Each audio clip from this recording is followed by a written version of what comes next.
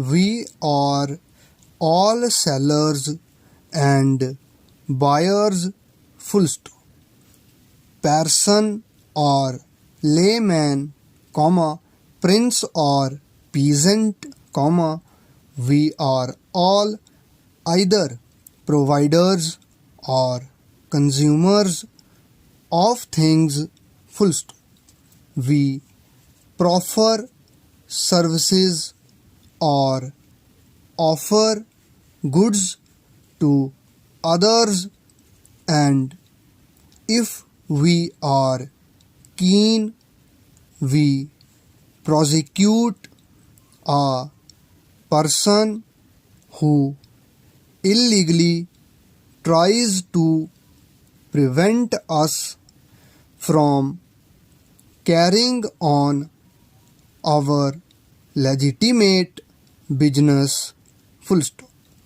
We live by exchanging, by bargaining, and for our own sakes, it behoves us to acquire some skill in the operation or making of bargains, full stop. This is true whether we are exporters or importers, manufacturers or merely dealers, full stop. In any event, we sell our services and so buy money, full stop.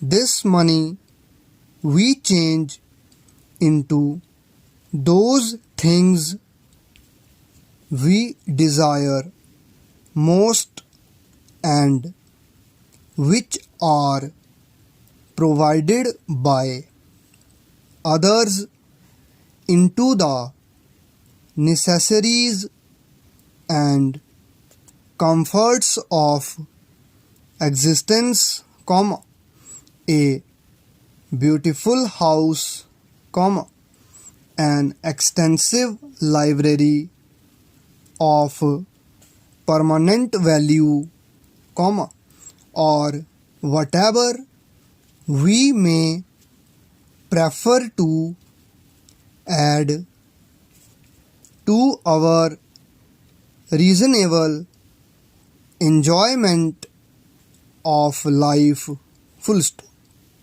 In agriculture itself, people are ceasing to produce the things they consume, the farmer sells his milk and cream and buys butter, or contents himself with the substitute that tropical Africa has lately added to our tables, he sells his cattle and buys beef of the butcher who carves an ox fed on the pampas of South America, he no longer makes even his own flour, full stop.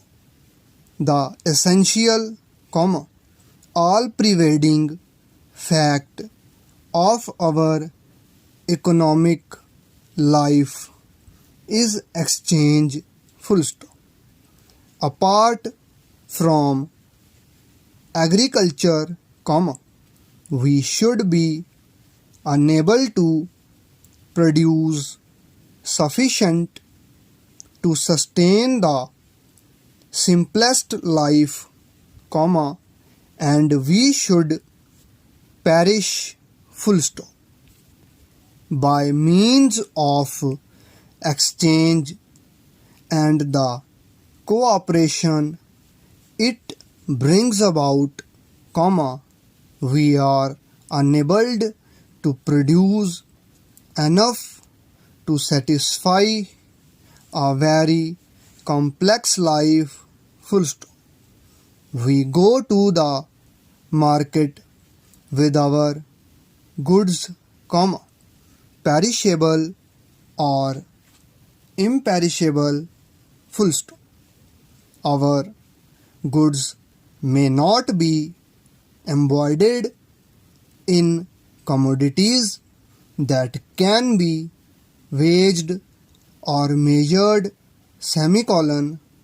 they may be, and unusually are, merely proffered services, full stop. But whether we offer our services for the permanent or temporary accommodation of others, or whether we have visible and tangible commodities, pairs of boots, or pounds of bacon, or attractive ties, or succulent fruits, makes no difference, full stop. It is our supply, and this is the course to pursue if we would be a seller of what we have, full stop. In our minds, we attach a minimum price to it, what the auctioneer calls a reserve price, full stop. Unless we get that price, we shall withdraw from the market, and no briber can bribe us to sell at a figure below that price, full stop. Is it compatible with fairness to call the trader a useless member of society,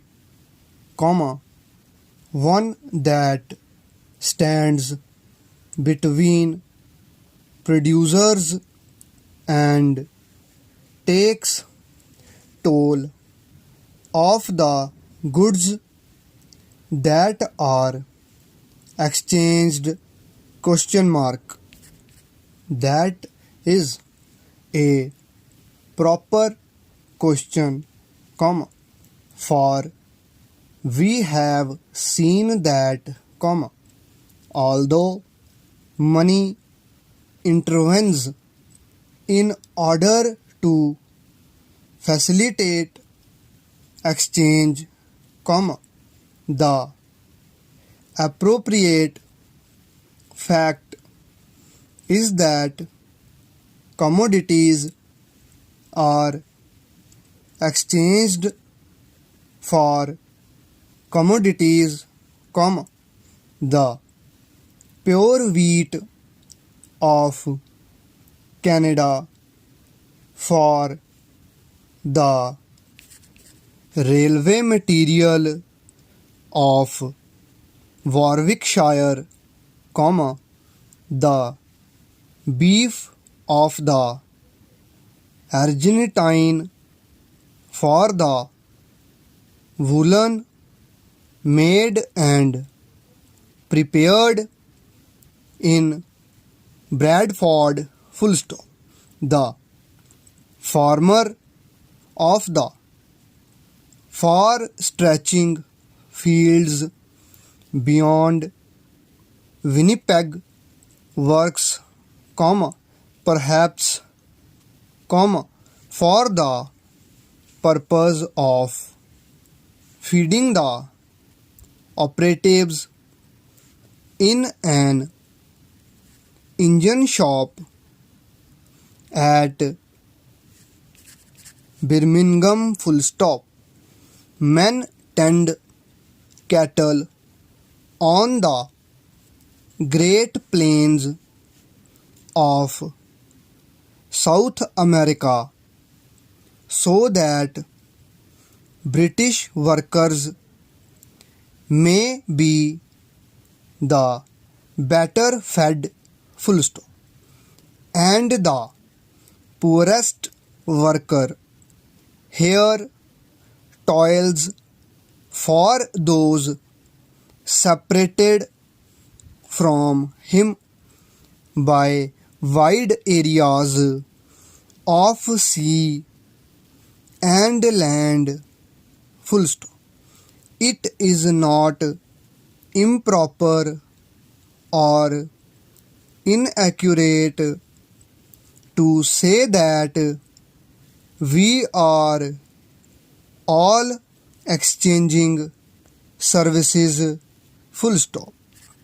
We may ask with perfect propriety, is a middleman, a trader, necessary, question mark. We are prepared to say that he is, semicolon. It needs little thought or comparison of argument to bring home to ourselves how indispensable the trader's work is, full stop. The preposition is almost self-evident, full stop, when, as happened occasionally during the pitiable days of the war, the government felt constrained to take into its own hands the distribution of some commodity, petrol, or meat, or accommodation on board steamers. It was obliged to appoint armies of officials who did, after a certain amount of preparation and training, what traders had done cheaply and smoothly before, full stop. The work was, of course, incompatible with their intentions in early life, but it was important, and required patience to carry it through, full stop. There is no essential difference between the work of the trader and the work of another man, full stop. The trader is helping to move products, and to move things is the only act that man is capable of semicolon, the trader helps the commodity along its lengthy journey from its production to its consumption, full stop. The trader seeks to place commodities where they shall be of most service for men, full stop. That is his purpose or business in life, full stop. He must know where the best and cheapest commodities are to be had, semicolon. He must know also where these commodities will satisfy the keenest demand, full stop, close.